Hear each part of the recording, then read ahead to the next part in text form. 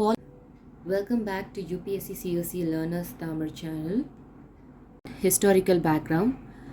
So, first நம்ம பார்க்க போகிறது பிரிட்டிஷர்ஸ் எப்படி இந்தியாவுக்குள்ளே வந்திருக்காங்கன்னு பார்ப்போம். 1600ல் queen Elizabeth I east India கம்பெனிக்கு ஒரு சார்ட்டர் கொடுத்துருப்பாங்க. சார்ட்டர்ன்றது பெர்மிஷன் இல்லைனா ஒரு வாரண்ட் மாதிரி.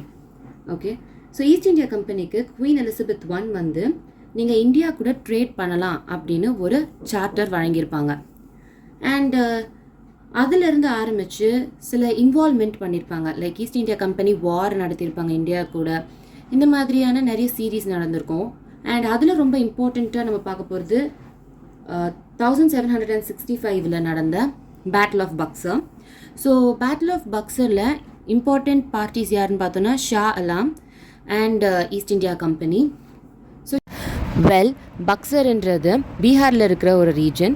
பேட்டில் வந்து பக்சரில் நடந்ததுனால பேட்டில் ஆஃப் பக்சர் சொல்கிறாங்க. இந்த பேட்டில் October 22, 1764 நடந்திருக்கும். யாருக்குன்னு பார்த்தோன்னா பிரிட்டிஷ் ஈஸ்ட் இந்தியா கம்பெனி அதை கமாண்ட் பண்ண ஹெக்டர் முன்ரோ, அவங்க கூட சேர்ந்து சுஜ் உத் தௌலா, நவாப் ஆஃப் அவத், மிர் காசிம், நவாப் ஆஃப் பெங்கால், இவங்க எல்லாம் 3 பேரும் சேர்ந்து முகல் எம்பரரான ஷா அலாம் II டிஃபீட் பண்ணியிருப்பாங்க, அதாவது தோக்கடிச்சிருப்பாங்க. இது பற்றின டீட்டெயில் வியூவை நம்ம ஹிஸ்ட்ரி கிளாஸஸில் பார்க்கலாம். ஷா அலாம் என்ன பண்ணுவார்னா ஈஸ்ட் இந்தியா கம்பெனிக்கு திவானி ரைட்ஸ்ன்றது ரெவென்யூ அண்ட் சிவில் ஜஸ்டிஸ். எந்தெந்த ஏரியாஸுக்குன்னு பார்க்கலாம். ஒரிசா, பெங்கால், பீகார், இந்த 3 பிளேசஸுக்கு ஈஸ்ட் இந்தியா கம்பெனி நீங்கள் revenue as well as civil justice இந்த ரெண்டுத்தையுமே நீங்கள் டேக் ஓவர் பண்ணிக்கோங்க அப்படின்னு சொல்கிறது தான் Diwani rights. So 1765 great revolt நடக்கிறதுக்கு முன்னாடி வரைக்கும் மக்கள் வந்து கம்பெனி ரூலை எதிர்த்திருப்பாங்க. ஸோ அதோட கிளைமேக்ஸ் தான் கிரேட் ரிவால்ட்னு நம்ம பார்க்கலாம். ஸோ இந்த நேரத்தில் வந்து பிரிட்டிஷ் கவர்மெண்ட் என்ன நினச்சிருப்பாங்கன்னா, சரி நம்ம வந்து இந்த இந்தியாவை ரூல் பண்ண ஆரம்பிக்கணும். கம்பெனி வந்து மக்கள் வந்து கம்பெனியை எதிர்த்ததுனால பிரிட்டிஷ் கவர்மெண்ட்டே வந்து இன்வால்வ் ஆக ஆரம்பிப்பாங்க. ஸோ அதிலிருந்து தான் இப்போ பிரிட்டிஷ் ரூலை 2ஆக பிரிக்க ஆரம்பிப்பாங்க, company rule and crown rule. Company rule வந்து 1773 1858 வரைக்கும், அண்ட் க்ரௌன் ரூல் 1858 1947 வரைக்கும். 1947 நம்மளோட இண்டிபெண்டன்ஸ். ஸோ க்ரௌன் ரூல்லே வந்து அவங்க இண்டிபெண்டன்ஸ்க்காக ஸ்டார்ட் பண்ண ஆரம்பிச்சிருவாங்க நம்ம இந்தியன்ஸு. ஸோ இவங்களோட ரூலில் வந்து இன்னும் டீட்டெயிலாக நம்ம பார்க்கலாம். டீட்டெயிலாக பார்க்கறதுக்கு முன்னாடி கம்பெனி ரூலில் என்ன மாதிரியான ஆக்ட்ஸ் கொண்டு வந்திருக்காங்கன்னு பார்க்கலாம். 1773 regulating act, 1781 amending act, 1784 Pitt's India act, 1786 act of 1786, 1793, அப்புறம் 1813, 1833, 1853. இந்த 4 ஆக்ட்ஸுமே வந்து சார்ட்டர் ஆக்ட் அப்படின்னு சொல்லுவாங்க. அண்ட் க்ரௌன் ரூல் பற்றி பார்க்கலாம். 1858 1947 வரைக்கும் அவங்களோட rule. 1858 government of India act, 1861, 1892, 1909 இது 3மே வந்து இந்தியன் கவுன்சில் ஆக்ட் சொல்லுவாங்க. 1919 அப்புறம் 1935 இது 2மே government of India act. 1947 final act, that is Indian independence act. So இதுலேருந்து என்ன மாதிரியான கொஸ்டின்ஸ் நம்ம கேட்பாங்கன்னா, எந்த மேட்ச் த ஃபாலோயிங் மாதிரி கேட்கறதுக்கு சான்சஸ் இருக்குது. அண்ட் இது ஒரு பேசிக் கொஸ்டின்ஸ் தான். இப்போ டீட்டெயிலாக கம்பெனி ரூலில் பார்க்கலாம். First one regulating act 1773. So 1773 regulating act பார்க்கும்போது 3 இம்பார்ட்டன்ட் திங்ஸ் நடந்திருக்கும் with related to British government and the company in India, that is East India company. First one is British government வந்து East India கம்பெனியோட அஃபேர்ஸை control பண்ணுறதுக்கு சில provisions இந்த regulating ஆக்டில் பார்க்கலாம். ஆல்சோ செகண்ட் ஒன் இஸ் கம்பெனியோட அட்மினிஸ்ட்ரேட்டிவ் ஃபங்க்ஷன். ஸோ இதுக்கு முன்னாடி நம்ம பார்த்தோம் 1600 அவங்க ட்ரேடர்ஸாக வந்திருந்தாங்க. அண்ட் லேட்டர் திவானி ரைட்ஸ் கொடுத்த பிறகு அட்மினிஸ்ட்ரேஷனில் அவங்க இன்வால்வ் ஆனதை பிரிட்டிஷ் கவர்மெண்ட் ரெக்கக்னைஸ் பண்ணியிருப்பாங்க. அண்ட் தேர்ட் பாயிண்ட் வந்து சென்ட்ரல் அட்மினிஸ்ட்ரேஷன். சென்ட்ரல் அட்மினிஸ்ட்ரேஷன்ன்றது எல்லா பவரும் ஒரு பர்டிகுலர் பாடி கிட்ட மட்டும் தான் இருக்கும். இது ஆப்போசிட் டு டிஸ்ட்ரிபியூட்டிவ் பவர். இப்போ நம்ம ரெகுலேட்டிங் ஆக்ட் 1773யோட ஃபீச்சர்ஸ் பார்க்கலாம். ஏர்லியர் இந்த 1773க்கு முன்னாடி கவர்னர் ஆஃப் பெங்கால் அப்படின்ற ஒரு பதவியோட பேரை கவர்னர் ஜென்ரல் ஆஃப் பெங்கால் அப்படின்னு மாற்றிருப்பாங்க. ஆல்சோ இவரை அசஸ் பண்ணுறதுக்கு ஒரு எக்ஸிக்யூட்டிவ் கவுன்சில் ஃபார்ம் பண்ணியிருப்பாங்க. அதில் மொத்தம் 4 பேர் இருப்பாங்க. அண்ட் ஃபர்ஸ்ட் கவர்னர் ஜென்ரல் யாருன்னா lord Warren Hasting. Second point governor of Bombay and Madras. So இவங்க ரெண்டு பேருமே வந்து கவர்னர் ஜெனரல் ஆஃப் பெங்காலுக்கு கீழே வர ஆரம்பிச்சிட்டாங்க இந்த ஆக்ட் மூலிமா. தேர்ட் பாயிண்ட், 1774 சுப்ரீம் கோர்ட் கால்கட்டாவில் எஸ்டாப்ளிஷ் பண்ணியிருப்பாங்க. அதில் ஒரு சீஃப் ஜஸ்டிஸும் அண்ட் 3 other judges. ஸோ 1+3 அப்படி ஞாபகம் வச்சுக்கோங்க. அண்ட் ஃபோர்த் பாயிண்ட் என்னன்னாக்கா, கம்பெனி வந்து ப்ரைவேட் ட்ரேட் அப்புறம் பிரைப் வாங்கக்கூடாது நேட்டிவ்ஸ் கிட்டேருந்து, அதாவது லஞ்சம் வாங்கக்கூடாது அப்படின்னு சொல்லியிருப்பாங்க. ஃபிஃப்த் பாயிண்ட் என்னன்னாக்கா, நான் முன்னாடியே சொல்லியிருந்தேன் இல்லையா, ரெகுலேட்டிங் ஆக்ட் 1773 3 இம்பார்ட்டன்ட் திங்ஸ் நடந்திருக்கும் அப்படின்ட்டு. அதில் ஒன்று என்னன்னாக்கா, கண்ட்ரோல். பிரிட்டிஷ் கவர்மெண்ட் வந்து கம்பெனியை கண்ட்ரோல் பண்ணாங்க அப்படின்ட்டு. ஸோ அது எது மூலியமாக பண்ணாங்கன்னு பார்த்தோன்னாக்கா, court of directors. So court of directors யாருனாக்கா, கம்பெனியோட கவர்னிங் பாடி. ஸோ இவங்க வந்து ரெவென்யூ, சிவில் அண்ட் மிலிட்ரி இந்த ரிலேட்டடான மேட்டர்ஸை வந்து ரிப்போர்ட் பண்ணி பிரிட்டிஷ் கவர்மெண்ட்டுக்கு தரணும். Next act, amending act of 1781. So அமெண்டிங்னா என்னன்னு சொல்கிறேன். இப்போ ஏ அப்படின்னு ஒரு ஆக்ட் இருக்குது. அந்த ஆக்டில் சில சேஞ்சஸ் எடுத்துக்கிட்டு வர போகிறோம் அப்படின்னா அதை அமெண்ட் இல்லை அமெண்டிங் அப்படின்னு சொல்லுவோம், ஆர் அமெண்ட்மெண்ட்ஸ். ஸோ நான் அதில் என்ன டீட்டெயில்னு பார்த்துடலாம். Amending act of 1781. ஸோ நம்ம முன்னாடி பார்த்த ரெகுலேட்டிங் ஆக்ட் 1773 சில டிஸ்கிரிபன்சிஸ் இருந்ததுனால பிரிட்டிஷ் கவர்மெண்ட் வந்து அமெண்டிங் ஆக்ட் ஆஃப் 1781 அப்படின்னு கொண்டு வந்திருப்பாங்க. இதுக்கு இன்னொரு பேரும் இருக்குது, ஆக்ட் ஆஃப் செட்டில்மெண்ட். ஸோ இப்போ அதை டீட்டெயிலாக பார்க்கலாம். நான் முன்னாடியே சொல்லியிருந்தேன் 1774 சுப்ரீம் கோர்ட் வந்து கால்கட்டாவில் எஸ்டாப்ளிஷ் பண்ணியிருப்பாங்க அப்படின்ட்டு. ஸோ இப்போ சுப்ரீம் கோர்ட் வந்து எந்த மாதிரியான கேசஸை எடுத்துக்கலாம், எடுக்கக்கூடாது அப்படின்னு இங்கே கரெக்டாக டிஸ்டிங்விஷ் பண்ணியிருக்காங்க. ஸோ இதில் ஃபர்ஸ்ட் ஒன் பார்க்கும்போது எக்ஸம்ஷன்ஸ்னால் அது உள்ளே இன்வால்வ் ஆகாது. சுப்ரீம் கோர்ட்டோட ஜூரிஸ்டிக்ஷன் நான் இப்போ சொல்ல போகிறவங்களாம் வந்து உள்ளே இன்வால்வ் ஆக மாட்டாங்க. ஸோ யாருதுன்னு பார்க்கலாம். கவர்னர் ஜென்ரல், ஜிஜின்றது கவர்னர் ஜென்ரல்னு எழுதியிருக்கேன். அண்ட் அவங்களோட கவுன்சில், தட் இஸ் கவர்னர் ஜென்ரலோட கவுன்சில். அப்புறம் கம்பெனி சர்வெண்ட்ஸ். அண்ட் நம்ம முன்னாடி பார்த்தா அவங்களுக்கு திவானி ரைட்ஸ் கிடச்சிருந்தது. திவானின்றது revenue as well as civil justice. அந்த ரெவென்யூ கலெக்ஷன் பண்ணும்போது சில மேட்டர்ஸ் லைக் ஏதாவது பிரச்சனை வந்திருந்தால் அந்த மேட்டர்ஸ் எல்லாமே வந்து சுப்ரீம் கோர்ட் வந்து ஜூரிஸ்டிக்ஷன் பண்ணக்கூடாது அப்படின்னு சொல்லியிருப்பாங்க. யார் யாரெல்லாம் இன்வால்வ் ஆவாங்க அப்படின்னு பார்க்கலாம். ஜூரிஸ்டிக்ஷன், சுப்ரீம் கோர்ட்டோட ஜூரிஸ்டிக்ஷன் கீழே யார் யாரெல்லாம் வருவாங்க அப்படின்னு பார்த்தலாம். கால்கட்டாவில் வசிக்கக்கூடிய மக்கள். அண்ட் அவங்களோட ட்ரையல்ஸ் எப்படி நடக்கணும்னாக்கா, பர்சனல் லான்றது இப்போ ஹிந்துஸ் வந்து ஹிந்து லா படியும், முஸ்லிம்ஸ் வந்து முஹம்மதின் லா மூலியமாக வந்து அவங்கள ஜட்ஜ் பண்ணுவார். ஸோ அப்பீல்ஸ் பார்க்கலாம். அப்பீல்ஸ்ன்றது மேல்முறையீடு. ஸோ ப்ரொவிஷனல் கோர்ட், பிசின்னு போட்டிருக்கேன். ப்ரொவின்ஷியல் கோர்ட்டுன்றது இப்போ ப்ரெசென்ட்டில் பார்த்தோன்னா ஹை கோர்ட்டுன்னு சொல்கிறோம்ல, அந்த மாதிரி. ப்ராவின்சஸ்னால் என்னன்னாக்கா ஸ்டேட்ஸு. ஓகே பிசின்றது provincial court. So provincial court வந்து இப்போ கொடுத்த தீர்ப்பு வந்து டிஃபெண்டன்ட்டுக்கு வந்து தவறாக தெரிஞ்சதுனாக்கா அவர் யார்கிட்ட போய் அப்பீல் கொடுக்கலான்னா கவர்னர் ஜெனரலோட கவுன்சில் கிட்ட. நெக்ஸ்ட் பாயிண்ட் என்னன்னாக்கா, இப்போ இந்த ப்ரொவின்ஷியல் கோர்ட்டுக்கு சில ரெகுலேஷன்ஸ் மேக் பண்ணுறாங்க. ஆல்சோ ப்ரொவின்ஷியலோட கவுன்சில்ஸ்க்கு. ஸோ ப்ரொவின்ஷியல் கோர்ட்டுக்கும் ப்ரொவின்ஷியல் கவுன்சிலுக்குமே வந்து ரெகுலேஷன்ஸ் மேக் பண்ண போகிறது யாருனாக்கா கவர்னர் ஜெனரலோட கவுன்சில். ஸோ ரெகுலேஷன்ன்றது ஒரு ரூல் மாதிரி. Next act is Pitt's India act 1784. So பிட்டுன்றவர் யாருனாக்கா பிரிட்டிஷ் பிரைம் மினிஸ்டராக இருந்தவர் வில்லியம் பிட். ஸோ அந்த இதுதான் பிட்ஸ் இந்தியா ஆக்ட் 1784. அவரோட டைம் பீரியடில் வந்ததுனால அந்த ஆக்ட் பேர் வச்சுருக்காங்க. ஃபர்ஸ்ட் பாயிண்ட் இஸ், கம்பெனி வந்து இப்போ ரெண்டாக பிரியுது. தட் இஸ் அவங்களோட ஃபங்க்ஷன் மட்டுமே தான், ஓகேவா. ஸோ பொலிட்டிக்கல், கமர்ஷியல் அப்படின்னு 2 ஃபங்க்ஷனாக பிரியுது. ஸோ ஒரு புது பாடியும் க்ரியேட் பண்ணியிருக்காங்க, that is board of control. So இப்போ யார் எந்தெந்த ஃபங்க்ஷன்ஸ் எடுத்துக்க போகிறாங்கன்னு பார்க்கலாம். ஸோ கோர்ட் ஆஃப் டைரக்டர்ஸ் நான் முன்னாடி சொல்லியிருக்கேன் கவர்னிங் பாடி அப்படின்ட்டு, கம்பெனியோட கவர்னிங் பாடி. ஸோ அவங்க என்ன பண்ண போகிறாங்கன்னா கமர்ஷியல் ஃபங்க்ஷன்ஸ் எடுத்துக்க போகிறாங்க. அண்ட் புது body that is board of control என்ன பண்ண போகிறாங்கன்னா பொலிட்டிக்கல் அஃபேர்ஸை பார்த்துக்க போகிறாங்க. நெக்ஸ்ட் பாயிண்ட் இஸ், இந்த மாதிரி ஃபங்க்ஷன்ஸை பிரித்து அந்த மாதிரியான கவர்மெண்ட்டுக்கு பேர் என்னன்னாக்கா டபுள் கவர்மெண்ட். ஸோ கேட்பாங்க எந்த ஆக்டில் வந்து டபுள் கவர்மெண்ட் இருந்திருக்கு அப்படின்ட்டு. நம்ம சொல்லலாம் bits India act 1784. Next is, நம்ம வந்து ரெகுலேட்டிங் ஆக்டில் பார்த்துருந்தோம் கவர்னிங் பாடி வந்து ரிப்போர்ட் கொடுக்கணும் பிரிட்டிஷ் கவர்மெண்ட்டுக்கு அப்படின்ட்டு. இப்போ இந்த இதை யார் பார்த்துக்க போகிறாங்கன்னா board of control, that is civil, military, revenue, இது ரிலேட்டடான மேட்டர்ஸை ரிப்போர்ட் பண்ணி போர்ட் ஆஃப் கண்ட்ரோல் வந்து பிரிட்டிஷ் கவர்மெண்ட்டுக்கு கொடுக்கணும். Also Pitt's India act 1784 company occupy பண்ண ஏரியாஸை புதுசாக ஒரு பேர் சொல்லி இன்ட்ரடியூஸ் பண்ணுறாங்க, பிரிட்டிஷ் பொசஷன்ஸ் இன் இந்தியா அப்படின்ட்டு. So British possessions in India அந்த மாதிரியான வேர்டு வந்து எப்போ இன்ட்ரடியூஸ் பண்ணாங்க அப்படின்னா பிட்ஸ் இந்தியா ஆக்ட் 1784. பிரிட்டிஷ் ஆக்கிரமிப்பு, அதுதான் பொசஷன்ஸ், இல்லைனா ஹோல்டிங்ஸ் அப்படின்னு சொல்லலாம், பிரிட்டிஷோட holdings. Next is act of 1786. So இங்கே வந்து 1786 லார்ட் கார்ன்வாலிஸ் அப்படின்றவர் கவர்னர் ஜெனரல் ஆஃப் பெங்கால் பதவிக்கு வந்து அழைச்சிருப்பாங்க. அவர் என்ன பண்ணியிருப்பாருன்னா ஒரு 2 டிமாண்ட் வச்சிருப்பாரு.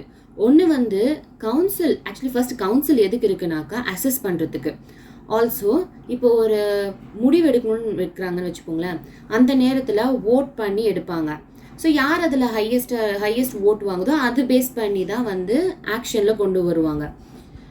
ஸோ அந்த டைமில் ஓவர் ரைடிங் பவர், இப்போது 4 பேர் நம்ம சொன்னோம், அந்த 4 பேரில் 3 பேர் மெஜாரிட்டி எடுத்த ஒரு முடிவை எக்ஸிக்யூட் பண்ணணும். இப்போது அந்த 3 பேர் எடுத்ததை ஓவர் ரைட் பண்ணலாம், அந்த முடிவை ஓவர் ரைட் பண்ணலாம்.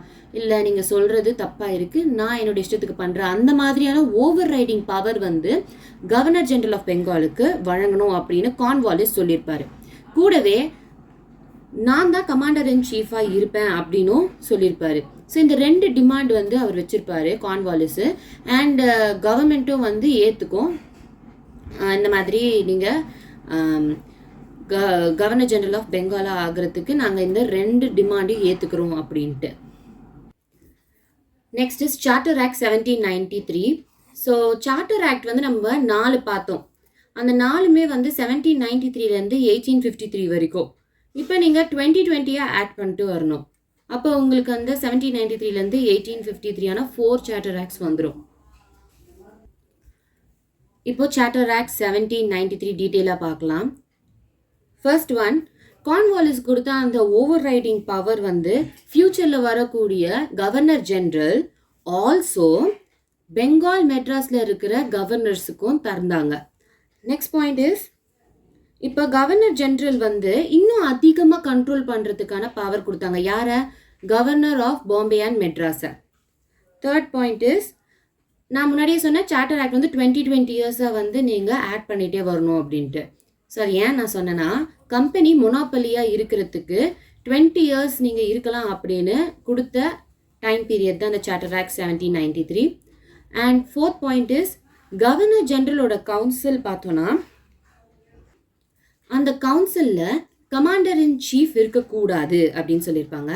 பட் ஒரு வேளை கவர்னர் ஜெனரல் வந்து கமாண்டர் இன் சீஃபை அப்பாயிண்ட் பண்ணியிருந்தா it's okay, that doesn't matter. Next, board of control அவங்களோட மெம்பர்ஸ்க்கு எந்த சோர்ஸ் மூலிமா வந்து அவங்களுக்கு சேலரி வழங்கப்படும் அப்படின்னு கேட்டிங்கன்னா இந்தியாவோட ரெவென்யூ, அதுலேருந்து தான் இவங்களுக்கு சம்பளம் தரப்படும். நெக்ஸ்ட், சார்ட்டர் ஆக்ட் ஆஃப் 1813 பார்க்கலாம். ஸோ இதில் வந்து 1793 கூட ஒரு 20 இயர்ஸ் ஆட் பண்ணிங்கன்னா சார்ட்டர் ஆக்ட் 1813 வந்துடும். சார்ட்டர் ஆக்ட் 1813 போகிறதுக்கு முன்னாடி இங்கே மொனோபாலி நம்ம பார்த்தோம் 1793 ஆக்டில். ஸோ மொனோபாலின்றது ஈஸ்ட் இந்தியா கம்பெனி வந்து அவங்களே மொத்தமாக இந்தியாவில் இருக்க ட்ரேடை அவங்களே பார்த்துக்கலாம் அப்படின்னு சொல்கிறது தான் அந்த மொனோபாலி. இப்போ இந்த சார்ட்டர் ஆக்ட் 1813 அந்த மொனோபாலியை வந்து அபாலிஷ் பண்ணியிருப்பாங்க. ஆனால் டீ மற்றும் சைனா இந்த ரெண்டு ட்ரேடுமே மட்டும் ஈஸ்ட் இந்தியா கம்பெனி பார்த்துக்கலாம் அப்படின்னு சொல்லியிருப்பாங்க. ஸோ இதுலேருந்து என்ன தெரியுது, ஈஸ்ட் இந்தியா கம்பெனிக்கு மட்டுமே பிரத்யேகமாக இருந்த அந்த ட்ரேட் ரைட்ஸ் வந்து இப்போது மற்ற மர்ச்சன்ட்ஸுக்குமே ஓப்பன் ஆயிருக்கு அப்படின்னு சொல்கிறாங்க. நெக்ஸ்ட் இஸ், கிறிஸ்டியன் மிஷனரிஸ் வந்து உள்ளே வரத்துக்கு அனுமதி கொடுத்துருக்காங்க. அண்ட் வெஸ்டர்ன் எஜுகேஷனை ஸ்ப்ரெட் பண்ணுறதுக்கு இந்த ஆக்ட் வந்து ஓப்பன் பண்ணியிருக்காங்க. நெக்ஸ்ட், லோக்கல் கவர்மெண்ட் வந்து நீங்கள் டேக்ஸ் இம்போஸ் பண்ணுங்கள், சப்போஸ் டேக்ஸ் வந்து பே பண்ணலன்னா மக்களை நீங்கள் பனிஷ் பண்ணுங்கள் அப்படின்னு ஒரு ரைட்டும் கொடுத்துருக்காங்க. நெக்ஸ்ட் பாயிண்ட் பார்க்கறதுக்கு முன்னாடி சாவரன்னா என்ன அப்படின்னு சொல்கிறேன். ஸோ இப்போது 2 பார்ட்டி இருக்காங்க, party A and party B. So இப்போ பார்ட்டி பி பார்த்தீங்கன்னா எல்லா முடிவுமே வந்து தானாக எடுக்க முடியாது, பார்ட்டி ஏ கிட்ட கேட்டுட்டு தான் எல்லா முடிவும் எடுக்கப்படும். ஸோ அதுதான் நம்ம சாவரன் அப்படின்னு சொல்கிறோம். இப்போ கம்பெனி டெரிட்டரி கிட்ட இப்போ பாயிண்ட்டுக்கு வந்துடலாம். இப்போ கம்பெனி டெரிட்டரி வச்சிருக்க எல்லா ஏரியாஸ், அந்த டெரிட்டரின்றது ஏரியான்னு அர்த்தம். கம்பெனி வச்சிருக்கிற எல்லா ஏரியாஸுமே வந்து க்ரௌன், அதாவது குயின் இருக்காங்களா, அவங்களோட தலைமையில தான் அந்த இருக்கும் அப்படின்னு சொல்லியிருக்காங்க. Sovereign of the crown over company's territory in India. இப்போ நம்ம பார்க்க போது சார்ட்டர் ஆக்ட் ஆஃப் 1833. இப்போ சார்ட்டர் ஆக்ட் 1833 டீட்டெயிலாக பார்க்கலாம். ரெகுலேட்டிங் ஆக்ட் 1773ல நம்ம 3 இம்பார்ட்டன்ட் திங்ஸ் பார்த்தோம். அதில் சென்ட்ரல் அட்மினிஸ்ட்ரேஷன் ஒன்று பார்த்துருப்போம். அங்கே ஆரம்பித்து சார்ட்டர் ஆக்ட் ஆஃப் 1833ல கிளைமேக்ஸ்க்கு ரீச் ஆகிட்டோம் சென்ட்ரலைசேஷனில். ஸோ ஃபஸ்ட் பாயிண்ட் பார்க்குறதுக்கு முன்னாடி, இதுக்கு முன்னாடிலாம் நம்ம பார்த்தது கவர்னர் ஆஃப் பெங்கால், அதுலேருந்து கவர்னர் ஜென்ரல் ஆஃப் பெங்கால் அப்படின்னு மாறுச்சு அப்படின்னு ரெகுலேட்டிங் ஆக்டில் பார்த்தோம். அப்போ அதை நம்ம என்னென்னு சொல்லுவோம், கவர்னர் ஜென்ரல்ஸ் கவர்மெண்ட் அப்படின்னு சொல்லுவோம் இல்லையா. அதே தான் இப்போ இந்த இடத்துல பேர் மாற்றிட்டு அந்த கவர்மெண்ட் பேரையும் மாற்றுறாங்க. பார்க்கலாம். கவர்னர் ஜென்ரல் ஆஃப் பெங்கால்ன்றது கவர்னர் ஜென்ரல் ஆஃப் இந்தியா அப்படின்னு மாற்றிருக்காங்க. ஸோ பாருங்கள், பெங்கால் ஒரு பர்டிகுலர் ஏரியா, இப்போ இந்தியா அப்படின்னு மொத்தமாக மாற்றிருக்காங்க. கூடவே கவர்னர் ஜென்ரல் ஆஃப் பெங்கால்ஸ் கவர்மெண்ட்ன்றத கவர்மெண்ட் ஆஃப் இந்தியா அப்படின்னு மாற்றிருக்காங்க. ஸோ கவர்மெண்ட் ஆஃப் இந்தியா அப்படின்னு எந்த ஆக்ட் வந்து சொல்லுதுன்னா சார்ட்டர் ஆக்ட் ஆஃப் 1833. இப்போ கவர்னர் ஜென்ரல் ஆஃப் இந்தியாவோட சில பவர்ஸ் பார்க்கலாம். சிவில், மிலிட்ரி ரிலேட்டடான மேட்டர்ஸ் அவர் தான் எடுத்துக்க போகிறாரு. ஆல்சோ மொத்த ஏரியா, பிரிட்டிஷ் இந்தியாவுக்கு கீழே வரக்கூடிய எல்லா ஏரியாவுமே கவர்னர் ஜென்ரல் ஆஃப் இந்தியா தான் பார்த்துக்க போகிறாரு. அதுதான் இந்த சென்ட்ரலைசேஷன் அப்படின்னு அர்த்தம். செகண்ட் பாயிண்ட், இதுக்கு முன்னாடி பெங்கால் அண்ட் பாம்பேயில் இருக்க கவர்னர்ஸுக்கு லெஜிஸ்லேஷன்ன்றது லா மேக்கிங் பவர், அந்த பவர் அவங்களுக்கு இருந்திருந்தது. பட் இப்போது சென்ட்ரலைசேஷன் அப்படின்ற ஐடியாலஜி வந்ததுனால கவர்னர் ஜென்ரல் ஆஃப் இந்தியா தான் மொத்த லெஜிஸ்லேஷன் பவருமே அவர் எடுத்துக்க போகிறாரு. Third point, East India company இதுக்கு முன்னாடி கமர்ஷியலாகவே இருந்தது, இப்போ மொத்தமாக அட்மினிஸ்ட்ரேட்டிவ் பாடியாக மாற ஆரம்பிச்சிருச்சு. Fourth point, open competition. So open காம்படிஷன்ன்றது இப்போ எல்லாருமே வந்து எக்ஸாம் வச்சோ இல்லைனா வந்து ரெக்ரூட் பண்ண போகிறாங்க. இந்தியன்ஸும் இதில் இன்வால்வ் ஆகாங்க. இதுக்கு முன்னாடிலாம் வந்து சில போஸ்ட்டுக்கு மட்டும்தான் இந்தியன்ஸ் இருந்தாங்க. லைக் பதவி வைஸ் வந்து டாப்பில் இருக்க பொசிஷன்ஸ் எல்லாமே பிரிட்டிஷர்ஸ் தான் இருந்தாங்க. லோ பொசிஷன்ஸில் நம்ம இருந்தோம் இந்தியன்ஸு. ஸோ இப்போ அந்த மாதிரியான இதெல்லாம் இருக்கக்கூடாது அப்படின்ட்டு இனிஷியேட் பண்ண ஆக்ட் வந்து charter act of 1833. Open competition system எப்படி கொண்டு வந்தாங்க, சார்ட்டர் ஆக்ட் ஆஃப் 1833 மூலியமாக கொண்டு வந்தாங்க. பட் கோர்ட் ஆஃப் டைரக்டர்ஸ் இது ஒப்போஸ் பண்ணதுனால, அதாவது இது நிராகரிச்சாங்க, வேண்டாம் அப்படி. ஸோ அதனால இந்த ப்ரொவிஷன் கொண்டு வரப்படல. நெக்ஸ்ட் பாயிண்ட், இந்த சார்ட்டர் ஆக்ட் ஆஃப் 1833க்கு முன்னாடி கொண்டு வந்த லெஜிஸ்லேஷன், அதாவது லாஸ் எல்லாமே வந்து ரெகுலேஷன்ஸ் அப்படின்னு சொல்லணும். இந்த ஆக்ட் அண்ட் இதுக்கப்புறம் வரக்கூடிய எல்லா லாஸுமே வந்து நீங்கள் ஆக்ட் அப்படின்னு சொல்லணும் அப்படின்னு இந்த ப்ரொவிஷன் இந்த சார்ட்டர் ஆக்ட் ஆஃப் 1833 கீழே கொண்டு வந்திருக்காங்க. Next, charter act of 1853. So இதுதான் final act under the company's rule. Also series of charter ஆக்டில் கடைசி சார்ட்டர் ஆக்டும் சார்ட்டர் ஆக்ட் ஆஃப் 1853 தான். இப்போ அதோட டீட்டெயில் பார்க்கலாம். இந்த ஆக்ட் வரத்துக்கு முன்னாடி கவர்னர் ஜெனரலோட கவுன்சில் மொத்தமாக எல்லாருமே அதே பார்த்துக்கிட்டாங்க. லெஜிஸ்லேஷன் சரி, எக்ஸிக்யூட்டிவும் சரி, எல்லாமே அவங்களே பார்த்துக்கிட்டாங்க. இப்போது தனியாக பிரித்து பார்க்க போகிறாங்க. லெஜிஸ்லேட்டிவ் ஃபங்க்ஷன் தனியாக, எக்ஸிக்யூட்டிவ் ஃபங்க்ஷன் தனியாக. ஸோ இந்த லெஜிஸ்லேஷன் ஒர்க் பண்ணுறதுக்கு 6 மெம்பர்ஸ் கொண்ட ஒரு கவுன்சிலை ரெடி பண்ணாங்க. அந்த 6 மெம்பர்ஸில் 4 மெம்பர்ஸ் வந்து இந்தியாவை ரெப்ரசன்ட் பண்ணியிருக்கணும். யார் யாருன்னா, எந்தெந்த ஸ்டேட்னா மெட்ராஸ், பாம்பே, பெங்கால் அண்ட் ஆக்ரா. இது இம்பார்ட்டண்ட். தேர்ட் பாயிண்ட் என்னென்னா, இந்த லெஜிஸ்லேட்டிவ் ஃபங்க்ஷன் ஒர்க் பண்ணுறதுக்கு ஒரு கவுன்சிலர்ஸ் போட்டாங்க இல்லையா, அது ஒரு மினி பார்லிமெண்ட்டாக இருந்தது அப்படின்னு சொல்கிறாங்க. ஏன்னாக்கா அதாவது பிரிட்டனில் இருக்கிற பார்லிமெண்ட் பார்த்தோன்னாக்கா அவங்க என்னென்ன ப்ரொசீஜர்ஸ் ஃபாலோ பண்ணாங்களோ அதே வந்து இந்த கவர்னர் ஜெனரலோட லெஜிஸ்லேட்டிவ் கவுன்சில் ஃபாலோ பண்ணியிருந்தாங்க. 1854ல் மெக்லே கமிட்டி ஃபார்ம் பண்ணியிருப்பாங்க. ஸோ ஏர்லியரில் நம்ம பார்த்தோம் சார்ட்டர் ஆக்ட் ஆஃப் 1833ல் ஓப்பன் காம்படிஷன் கொண்டு வந்தாங்க அப்படின்ட்டு. அண்ட் நான் ஒரு பாயிண்ட் மிஸ் பண்ணிட்டேன். சார்ட்டர் ஆக்ட் ஆஃப் 1833ல் கவர்னர் ஜெனரல் ஆஃப் பெங்கால்லேருந்து கவர்னர் ஜெனரல் ஆஃப் இந்தியா அப்படின்னு மாற்றினாங்கன்னு சொன்னேன் இல்லையா. அந்த first governor general of India யாருன்னு கேட்பாங்க. அது யாருன்னா lord Bentinck and lord William Bentinck. Okay, so coming back to charter act of 1853, அதில் 1854 அப்போது மெக்லே கமிட்டி ஃபார்ம் பண்ணியிருப்பாங்க. அந்த மெக்லே கமிட்டி வந்து open competition system, so charter act of 1833ல நம்ம பார்த்து ஓப்பன் காம்படிஷன் இனிஷியேட் கொண்டு வந்தாங்க. பட் ஆனால் கோர்ட் ஆஃப் டைரக்டர்ஸ் அது ஒப்போஸ் பண்ணதுனால ஆக்ஷனில் கொண்டு வர முடியல. பட் சார்ட்டர் ஆக்ட் ஆஃப் 1853ல மெக்லே கமிட்டி என்ன சொல்லியிருக்காங்கன்னா ஓப்பன் காம்படிஷன் சிஸ்டமுக்கு சப்போர்ட் பண்ணியிருக்காங்க. Also covenanted post, covenanted and non covenanted 2 post இருக்குது. ஸோ கோவினேட்டட்னா என்ன, நான் கோவினேட்டட்னா என்ன அப்படின்னு பார்க்கலாம். ஸோ கோவினேட்டட்ன்றது higher post and non covenanted இல்லைனா அன்கோவினேட்டட். ஓகே, அன்கோவினேட்டட் சிவில் சர்வீஸ்ன்றது லோவர் சிவில் சர்வீஸ் அப்படின்னு சொல்லுவாங்க. இந்த கோவினேட்டட் சிவில் சர்வீஸ் பார்த்தோன்னாக்கா கம்பெனி லா போட்டு கொண்டு வந்திருப்பாங்க. அண்ட் அன்கோவினேட்டட் அதர்வைஸ்ன்னா இப்போ நான் முன்னாடி சொன்னதுக்கு ஆப்போசிட். ஓகேவா? ஸோ நீங்கள் புக்கில் ரீட் பண்ணும்போது இந்த வேர்ட் அடிக்கடி வரும் அதர்வைஸ் அப்படின்னு. So don't get confuse. இந்த முன்னாடி சொன்னதுக்கு ஆப்போசிட் தான் அந்த அதர்வைஸோட மீனிங். நெக்ஸ்ட் பாயிண்ட் என்னன்னாக்கா கம்பெனியோட ரூல் இதுக்கு முன்னாடிலாம் வந்து பார்த்தோன்னாக்கா 20 இயர்ஸ் அப்படியே ஆட் ஆகிட்டு இருந்தது நான் சொன்னேன் இல்லையா. இந்த 1853ல மென்ஷன் பண்ணலை எந்த இயரோட உங்களோட ஆக்ட் ஸ்டாப் ஆகும் அப்படின்ட்டு அண்ட் எந்த இயர் கண்டினியூ ஆகும் அப்படியும் மென்ஷன் பண்ணல. ஸோ இது வந்து ஒரு கொஸ்டின் லைக் இந்த மாதிரி இந்த ஸ்டாப் பண்ணுறதுக்கு சான்ஸ் இருக்குது அப்படின்ற மாதிரி ஒரு நிலைமையை கொண்டு வந்தது தான் இந்த சார்ட்டர் ஆக்ட் ஆஃப் 1853. ஸோ இதோட கம்பெனி ரூல் முடிஞ்சிருச்சு. ஒரு குவிக் ரிவிஷன் பார்த்துடலாம். So Company Rule Regulating Act 1773, Amending Act 1781, Pitt India Act 1784 and Act of 1786. அப்புறம் சார்ட்டர் ஆக்ட் ஒரு 4 சீரீஸ் வரும். 1793, 1813, 1833 and 1853. So first regulating act 1773 பார்க்கலாம். அதில் கவர்னர் ஆஃப் பெங்கால்ன்றது கவர்னர் ஜென்ரல் ஆஃப் பெங்கால் அப்படின்னு மாற்றிருக்காங்க. அவர் அசஸ் பண்ணுறதுக்கு 4 எக்ஸிக்யூட்டிவ் கவுன்சில்ஸ் இருப்பாங்க. 1774ல் சுப்ரீம் கோர்ட் கால்கட்டாவில் ஃபார்ம் பண்ணியிருப்பாங்க. அதில் வந்த ஃபர்ஸ்ட் சீஃப் ஜஸ்டிஸ் யாருன்னு ஜட்ஜுன்னு பார்த்தோன்னாக்கா ஃபர்ஸ்ட் சுப்ரீம் கோர்ட் ஜட்ஜ் யாருன்னு பார்த்தோன்னா எலிஜா இம்பே. அண்ட் சுப்ரீம் கோர்ட்லேயே எத்தனை மெம்பர்ஸ் இருப்பாங்கன்னு பார்த்துடலாம். 1+3. ஸோ ஒரு chief justice and 3 other judges இருப்பாங்க. Okay, before moving in to the amending act, so நான் முன்னாடி சொல்லியிருந்தேன் ஃபர்ஸ்ட் சுப்ரீம் கோர்ட் ஜட்ஜுன்னு, அது தப்பு. First chief justice. ஓகேவா? நான் அமெண்டிங் ஆக்ட் 1781. 1781ல் நம்ம பார்க்க போகிறது என்னன்னாக்கா சுப்ரீம் கோர்ட்டோட ஜூரிஸ்டிக்ஷன். ஸோ யாரெல்லாம் வரப்போகிறாங்க அண்ட் யார் அந்த ஜூரிஸ்டிக்ஷன் கீழே வரமாட்டாங்க அப்படின்ட்டு. ஸோ யார் வரப்போகிறாங்கன்னா கால்கட்டாவில் வசிக்கக்கூடிய மக்கள்.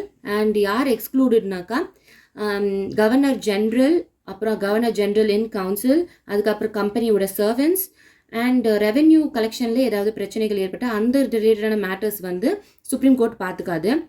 அண்ட் ஆல்சோ ப்ரொவின்ஷியல் கோர்ட் வந்து ப்ரொவின்ஷியல் கோர்ட்லேருந்து அப்பீல்ஸ் வந்து யாருக்கு போகணுனாக்கா governor general in council. And provincial court மற்றும் ப்ரொவின்ஷியல் கவுன்சில் இந்த ரெண்டும் ரெகுலேட் பண்ண போகிறது யாருன்னா governor general in council. Now let's go back to 1784 Pitt India Act. So Pitt India Act கீழே கம்பெனியோட ஃபங்க்ஷன் 2 பிரியுது, பொலிட்டிக்கல் அண்ட் கமர்ஷியல். அண்ட் புது பாடியும் கொண்டு வந்திருப்பாங்க, போர்ட் ஆஃப் கண்ட்ரோல். இவங்க பொலிட்டிக்கல் அஃபேர்ஸ் பார்த்துப்பாங்க. அண்ட் ஏர்லியராக இருந்த கோர்ட் ஆஃப் டைரக்டர்ஸ் வேறு யாரும் இல்லை, governing body of the company. அவங்க வந்து கமர்ஷியல் மேட்டர்ஸ் பார்த்துப்பாங்க. அண்ட் இதில் ரொம்ப இம்பார்ட்டண்ட்டான பாயிண்ட் என்னன்னாக்கா பிரிட்டிஷ் பொசஷன் இன் இந்தியா அப்படின்ற ஒரு டேர்ம் அது வந்து பிட்ஸ் இந்தியா ஆக்ட் 1784ல் சொல்லியிருப்பாங்க. Act of 1786. ஸோ 1786ல் கார்ன் வாலஸ் அவர் வந்து கவர்னர் ஜென்ரல் ஆஃப் பெங்காலாக ஆகிறதுக்கு டைம் இருக்கும். அந்த டைமில் அவர் ஒரு 2 டிமாண்ட் வச்சுருப்பார். ஒன்று ஓவர் ரைடிங் பவர், கவுன்சில் கொடுக்குற விஷயத்தை ஓவர் ரைட் பண்ணுறது. அண்ட் இன்னொன்று கமாண்டர் இன் சீஃபாக அவர் தான் இருப்பார் அப்படின்னு சொல்லியிருப்பார். Next charter act 1793. ஸோ இந்த ஓவர் ரைடிங் பவர் முன்னாடி கார்ன்வாலிஸ் கொடுத்த பவர் வந்து future governor general as well as Bombay மற்றும் மெட்ராஸில் இருக்க கவர்னர்ஸுக்கு தரப்பட்டது. நெக்ஸ்ட் பாயிண்ட் என்னன்னாக்கா governor of Bengal and governor of Bombay and Madras வந்து அதிகமாக கண்ட்ரோல் பண்ணார். யாருன்னா governor general of Bengal. Company மொனாபலியாக இருக்கிறதுக்கு 20 இயர்ஸ் டைம் பீரியட் கொடுத்துருக்காங்க.